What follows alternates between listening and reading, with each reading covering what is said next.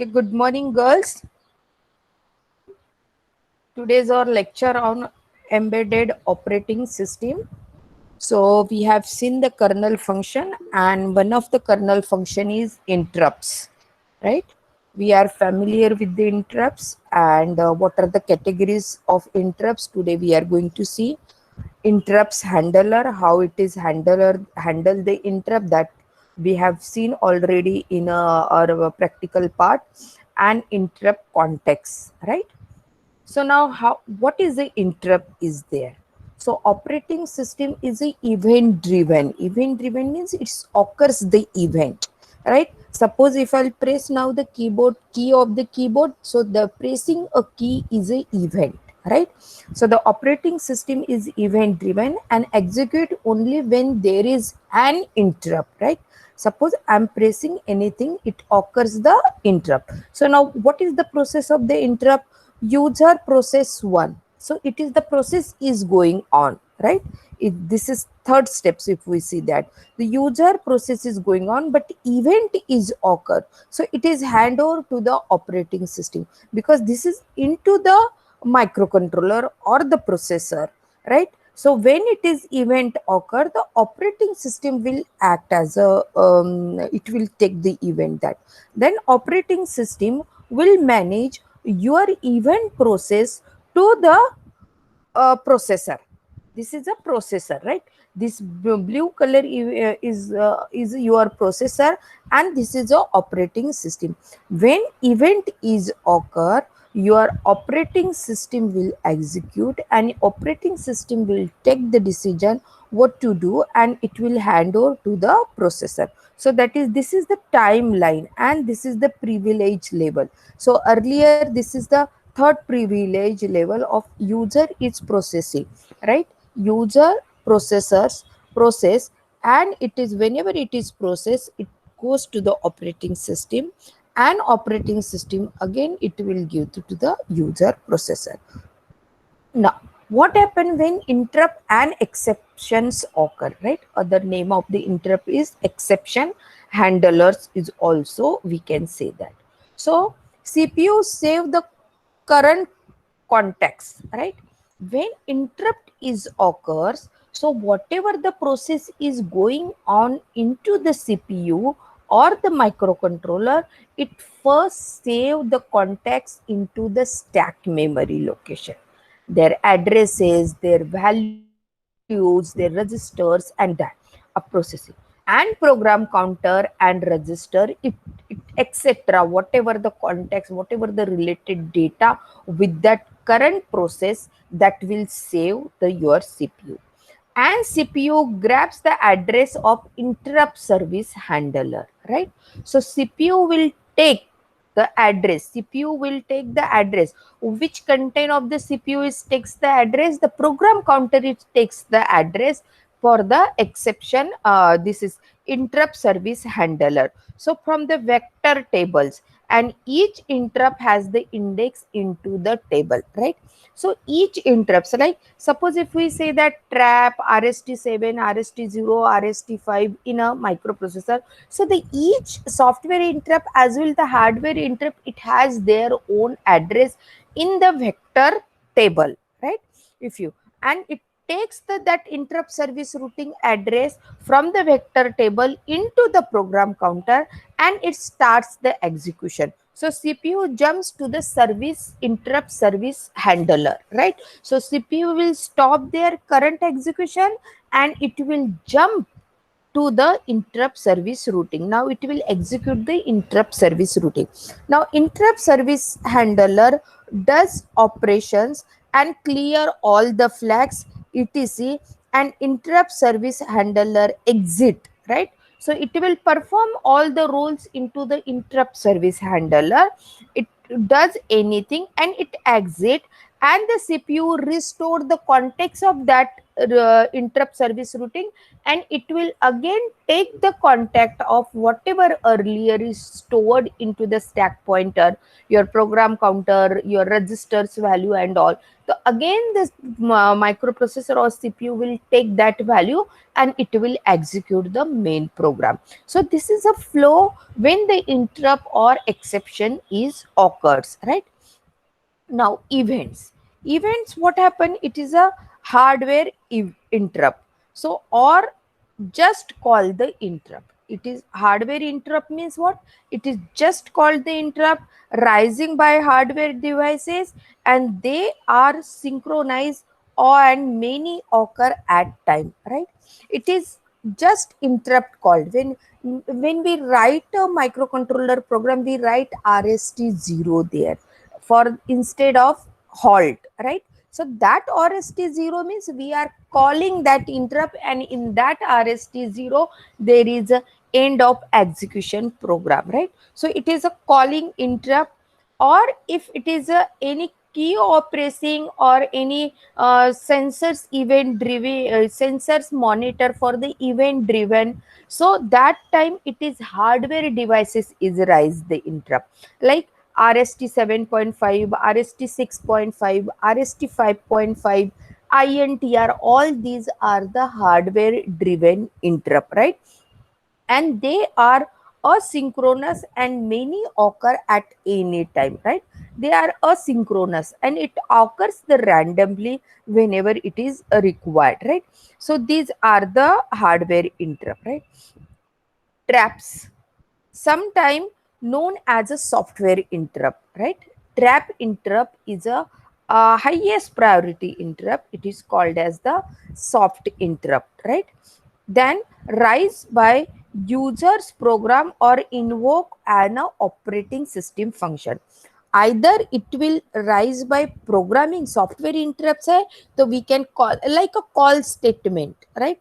Call is a software interrupt because it is going to the, it is jumping to the another program, right? Just RST0, RST1, RST2, RST3, RST5, RST6 and RST7, all these are the software interrupts, right? Either it is invoked from the program, means program will call, right? RST0 we give the instruction, it is programming call, but we cannot give the interrupt instruction of trap call, RST 7.5 called, RST6, all these are the hardware interrupt. So the hardware interrupt is invoked by the hardware and the software interrupt is called by the software or the operating system. Now exception, what is the exception? Again, generating automatically by the processors itself as a result of illegal instruction, that is called the exception. Suppose you have written a program and there is a illegal instructions in logical way, so that exception, that error is throwing, that is your exception, right? Software instruction is throwing a error in by illegal instructions, so that error is throwing, that is a exception. Fault, obviously if you are giving any wrong instructions there, so that is your fault. So the fault, revocable error. So exception means it is a error is throwing, and interrupt means you are interrupting your system, right? It is a hardware and software, and whatever you have written into the software, that error is occur, your program is halt, your program is not executed completely, that error is called as a exception handler. So how to handles the error in case of any error occurs over there, so that is a exception, right? So aborts, the difficult to recover, such as the division by zero, right? So if any number, if we divide it by zero, so that errors is occur. So while writing a program, we should think that whatever we are logically, these parameters are valid for n number of, but it may be invalid for one number. So if it is one numbers comes, so what kind of error will throw? So how to handle that error, that is called as the exception handler, right? Now the event types. So event Exception, that is a error from the program by occurring non in legal instruction, right? Or any particular situation that error will occur. So that is the exception. Traps, traps is a software interrupt, and interrupt is a hardware interrupt, right? So exception, it is a fault or aborts, right? So it is a fault means it will throw the error, and abort means it is difficult to manage that thing, so we can avoid that. That is called the now exception. What is a any event that can alert normal CPU instruction execution flow, right? When we execute the program, first we compile the program. So whatever the if we have written anything is wrong, so it gives the error, so that CPU is handling. So that is the exception, right? So now exception is complete criteria. Inside that, that is a interrupt is small one, right? Interrupt is also not a error. It is going to perform into the another memory locations. It's another program. It's alerting. It is something. But exception is the error from the program. It halts. But that error could be handles, right? Internal events are abnormal, invalid instruction, or illegal bus access, right? Sometime from just give a normal example. If you are going something to search any locations, and we could path the wrong way, so it is difficult to come to the on that particular destination within that time, but ultimately we manage and we come. So ultimately we manage and we come, that is called the exception handlers, right? So the illegal bus access and interrupt is hardware driven signal, right? And external signal or peripheral flags, right? Interrupt means it is hardware from external side or any peripheral side. But exception means it is internal. It is occurred by the illegal instructions or illegal bus access of internal architecture of microcontroller or processor, right? So that is the difference between the exception and interrupt. Interrupt is completely from the hardware, or some of the software interrupts are there, that is a trap categories, right? But exception is you have written a program and some illegal instructions are there, or some illegal situations are come, and that has been aborts, or that has been handled. That is called the exception handle. Fault in a programs, right? Now how the interrupts will occur. So it is broadly categorized. UART means universal asynchronous receiver and transmitter, right? Always interrupt is occur from receiving side, because it is always interrupt is input to the system.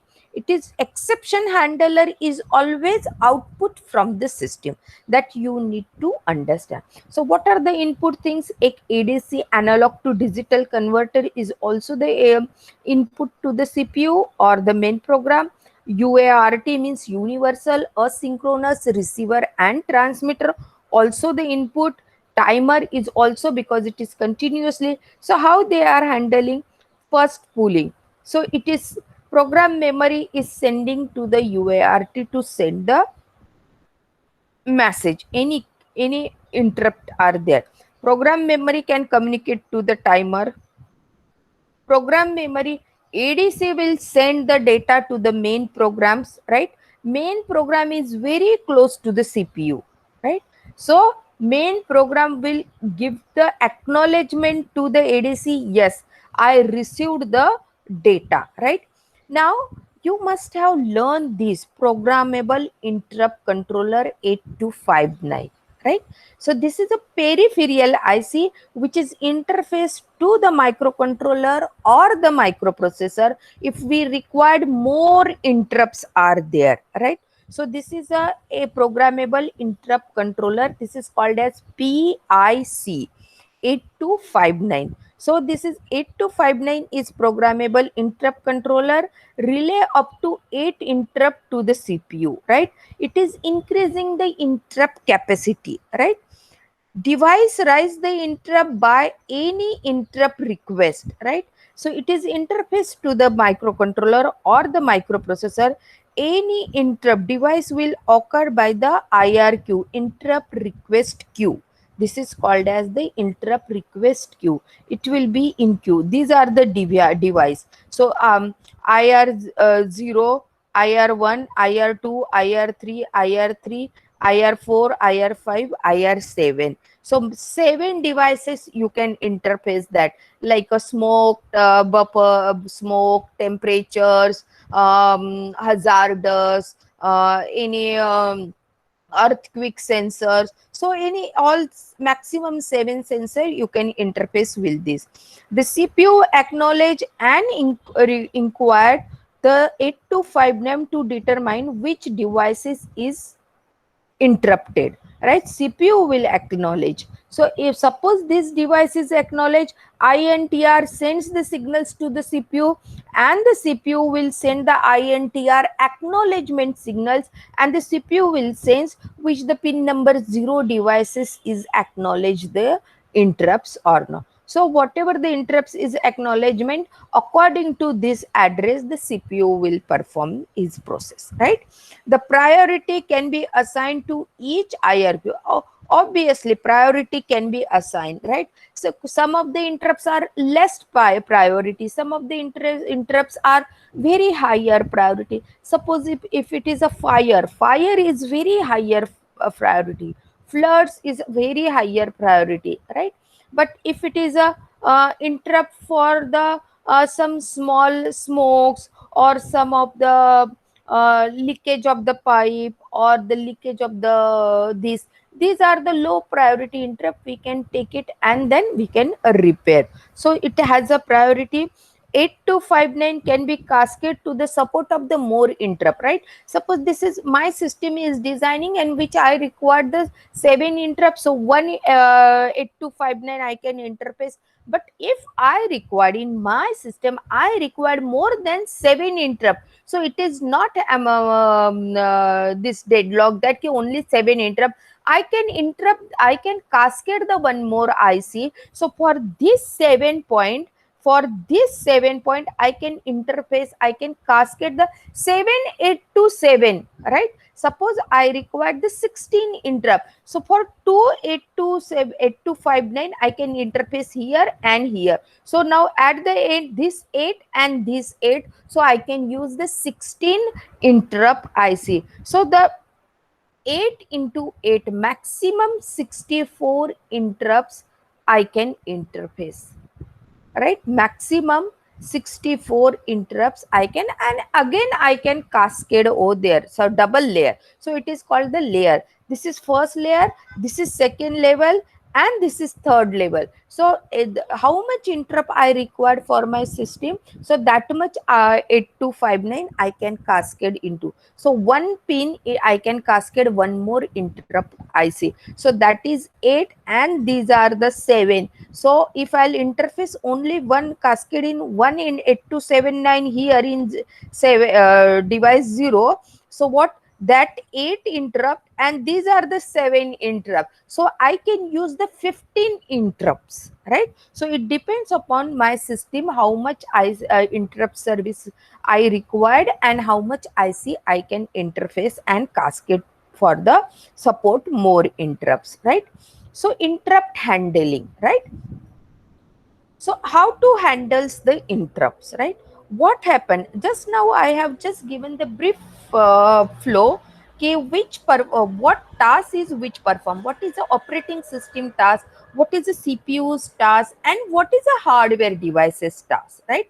So now those are into the blue color by the devices and PIC, right? Those are into the black color, that is done by CPU, and those are into the yellow color, that is done by OS, right? These are the 3 steps whenever it is occurring the install, right? Device asserts the interrupt line. This is from the hardware device, right? Then it comes to the CPU. After current instructions completed, the CPU sends the interrupt line. CPU will sense the interrupt line. Okay, from which is interrupt is comes from, which pin numbers it comes from. The CPU sends the interrupt line and obtain IRQ number from PIC. Right, this is the CPU's work. Switch to the kernel stack if necessary, switches privilege level if needed, right? So what the CPUs is current process that will switch to the kernel process, right?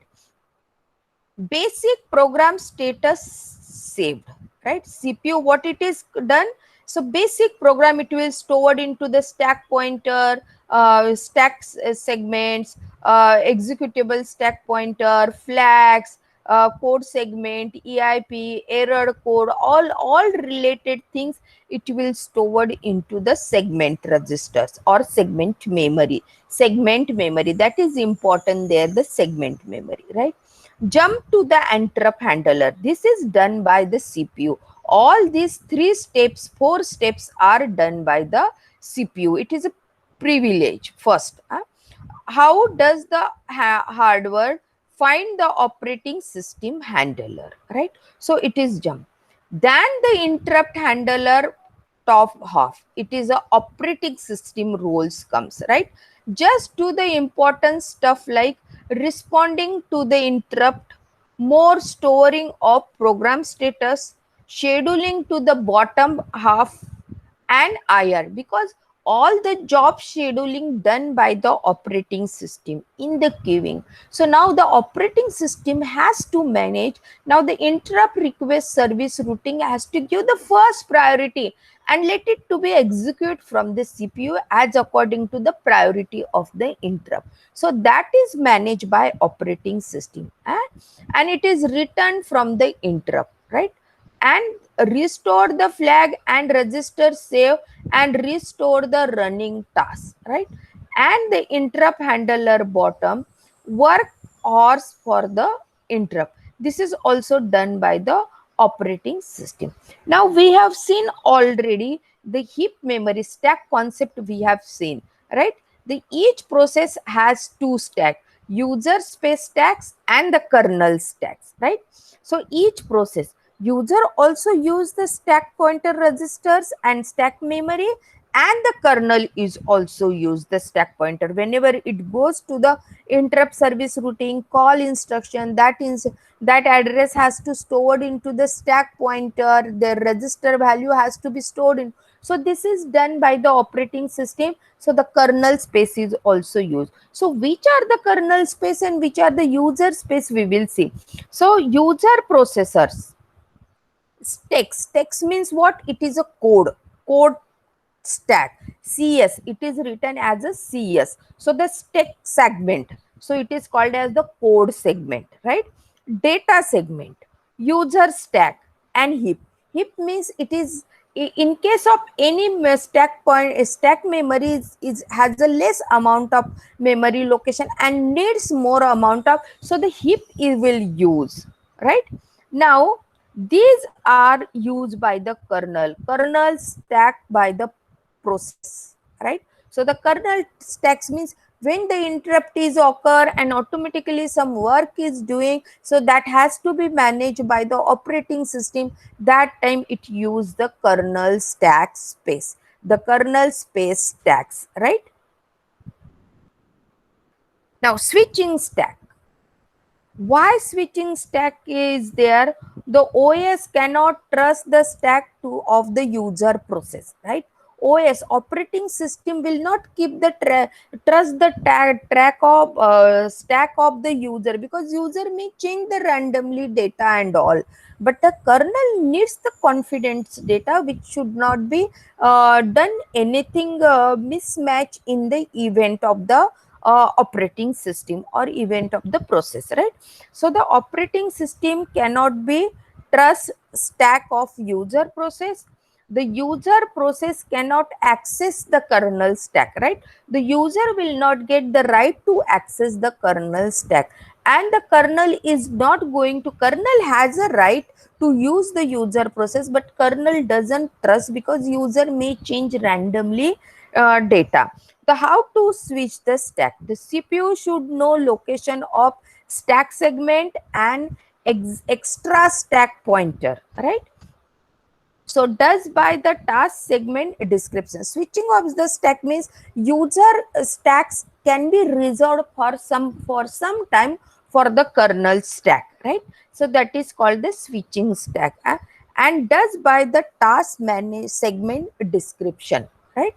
When interrupt occurs, the operating system execute and the privilege change from low to high, right? Operating system execute and the privilege change for. Now how it is managed, we will see by the diagram. Getting interrupt process, the obtained from the either PIC or advanced program interrupt controller, right? So there are, so it has a vector address of each and every one, right? It goes to the IDTR, the pointer to the IDT table in memory. So it is a program counter. It is pointing to the segment memory description. From here, it is giving, it adds the abstract and it execute the memory location. This is the destination code segment. There is your interrupt is stored. It is done automatically by the CPU, right?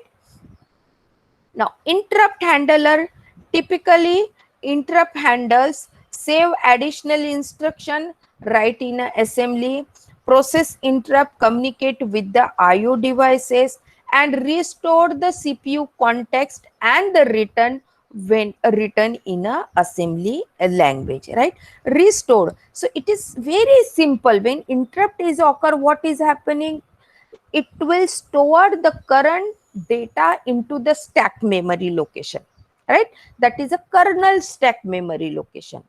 And the operating system will hand over the interrupt process to the CPU, right?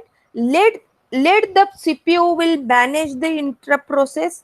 After finishing the interrupt process, CPU will return back to the main program while taking a back data from the kernel stack memory. That is only the interrupt process, right? So all these are the save the remaining state of the execution process, stack pointer, extra stack segment, extra stack pointer, extra flags registers, code segment, extra input. All these are hardware by this, and these are the software, means these are your operating system.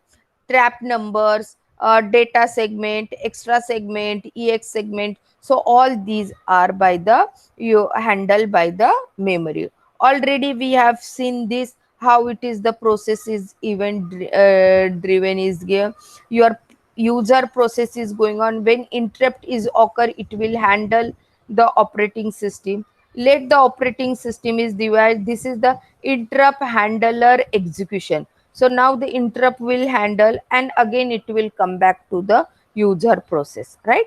So this is the thing. Now what is the interrupt latency, right? So minimum interrupt latency and maximum interrupt latency, right?